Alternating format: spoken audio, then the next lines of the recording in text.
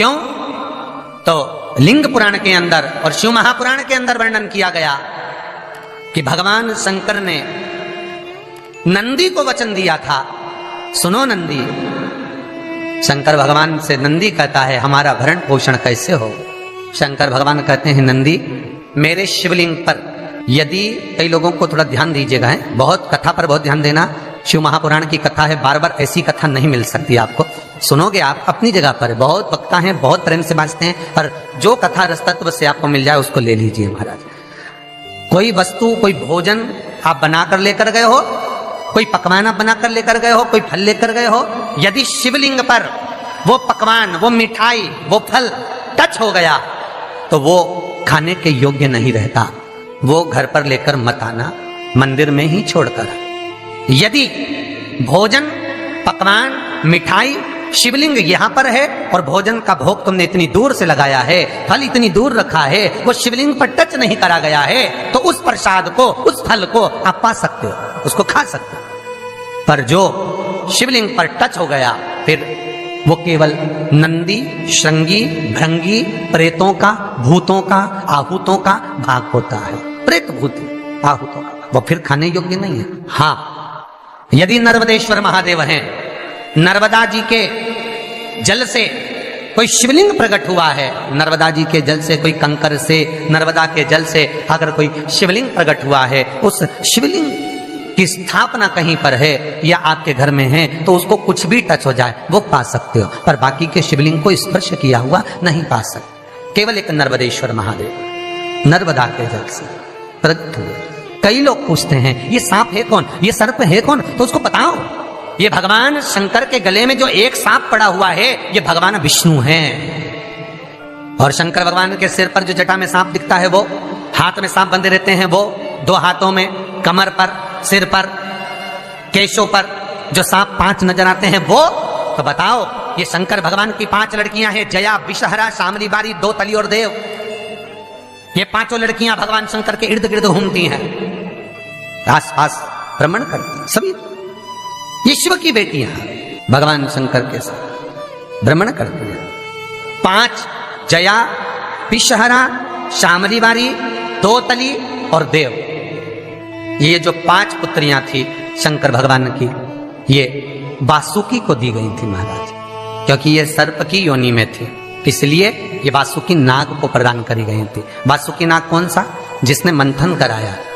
वासुकी नाग कौन सा? जिसके फण पर पूर्ण पृथ्वी विराजमान है। वासुकी नाग कौन सा? जो निरंतर देवताओं के हित के लिए कार्य करता रहता है। एक पान के पत्ते के ऊपर, मात्र पान जानते हो, वो खाने वाला जो पान करता है उसका पत्ता, पान के पत्ते के ऊपर जो चंदन से शंकर के नाम, पार्वती का नाम और ब्रह्माणी सरस्वती का नाम लेकर शिव को समर्पित कर दे महाराज, उसकी भी तिथि बताइए, बड़ी सुंदर है। जब रवि का पुष्य योग पड़े, रवि पुष्य नक्षत्र हो, रवि का पुष्य योग पड़े, उस समय पान के पत्ते पर चंदन से शंकर, पार्वती और सरस्वती का स्मरण कर कर जो शिवलिंग के ऊपर उस पान के पत्ते को चढ़ाकर 5 बेलपत्र, 3 समी पत्र समर्पित कर देते हैं, उस बच्चे से चढ़वा देते हैं, वो बच्चा कभी पढ़ने में कमजोर नहीं होता, विद्या में बढ़ता ही बढ़ता है।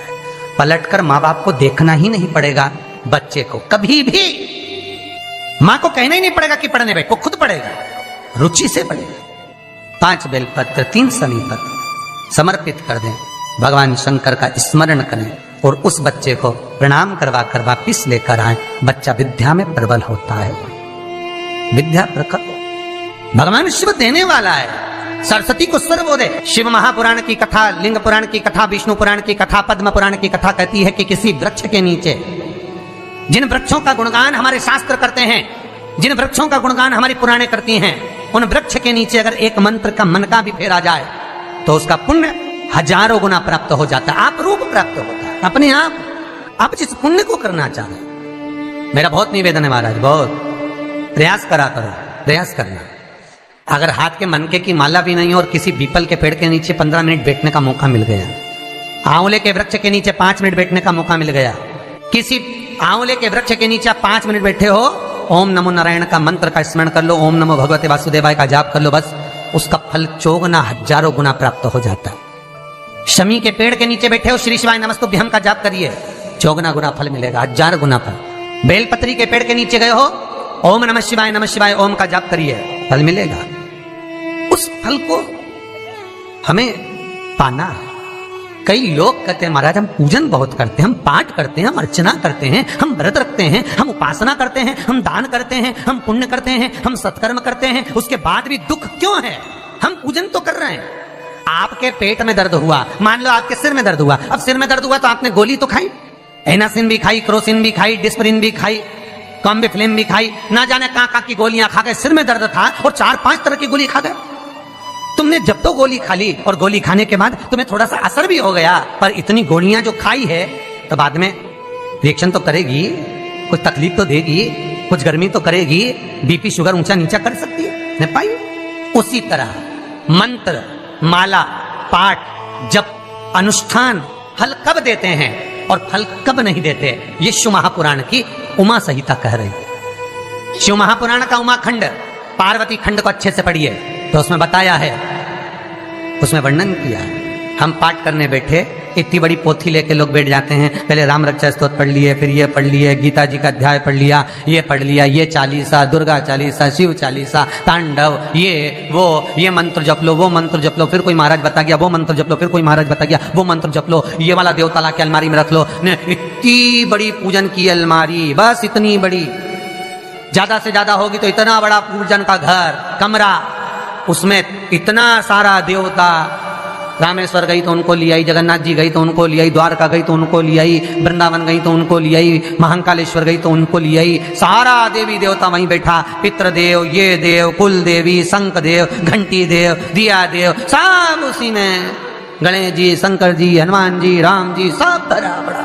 और पूजन करने सुबह से आई, सुबह से इतनी सी शक्कर लाई कटोरी में, इतनी सी शक्कर कटोरी में, भगवान को नहला धुला के कटोरी धर दी, इतनी बड़ी अलमारी में सारा देवता ऐसा कसा कसाया बैठा है, सारा देव। तीर्थ करने फिर गई तो गणेश जी शंकर भगवान से बोले पिताजी फिर जा रही है। शंकर भगवान बोले बेटा खसक के बैठो, फिर पकड़ के लाएगी किसी को, खसक के बैठ, फिर लाएगी किसी, फिर ले गई, फिर रख दिया। पूजन करने आई, कलश रख दिया, मंदिर में ही ढुल गया, भगवान पूरा गीला हो गया। गणेश जी शंकर जी से बोले पिताजी पूरा गीला करके चली गई। शंकर भगवान बोले बेटा तो कल ही आएगी, दिया लगा के गई तो गीले में बैठो, अब नहीं आने वाला। और ध्यान देना साहब, इस कथा को आपके ऊपर लेकर समझाया जा रहा है, क्योंकि शिव महापुराण की कथा कहती है कि आप जो मंत्र जप रहे हो, आप जो माला जप रहे हो, आप जो साधना कर रहे हो, आप जो पाठ कर रहे हो, वो आप पर असर कर रहा है कि नहीं कर रहा है, वो आपको समझना है। राम रक्षा स्तोत्र का पाठ करो तो पहले हनुमान चालीसा पढ़ो, फिर राम रक्षा स्तोत्र करो। शिव चालीसा, दुर्गा चालीसा, गणेश चालीसा, हनुमान चालीसा, गायत्री चालीसा, इन 4-5 चालीसा को एक साथ कभी नहीं पढ़ना। एक चालीसा यदि आपने पढ़ ली है शुरू में, तो पाठ पूरा होने के बाद जब उठने की तैयारी हो तब दूसरी चालीसा पढ़ दो, बाकी की चालीसा भले आप बाद में पढ़ दो। पर एक साथ 4 चालीसा का पाठ नहीं होना चाहिए। पाठ करने बैठे हो, किसी एक मंत्र की माला जप रहे हो, ओम नमः भगवते वासुदेवाय जपा, या शंकर जी का मंत्र जपा, या गुरु का मंत्र जपा, या ये मंत्र जपा, या वो मंत्र जपा, उस मंत्र को जपने में बीच में कुछ गैप होना चाहिए। एक साथ रट्टा मार पहले ओम नमः भगवते, ओम नमः भगवते, श्रीमन नारायण, ओम नमः शिवाय, फिर ये जप लो, वो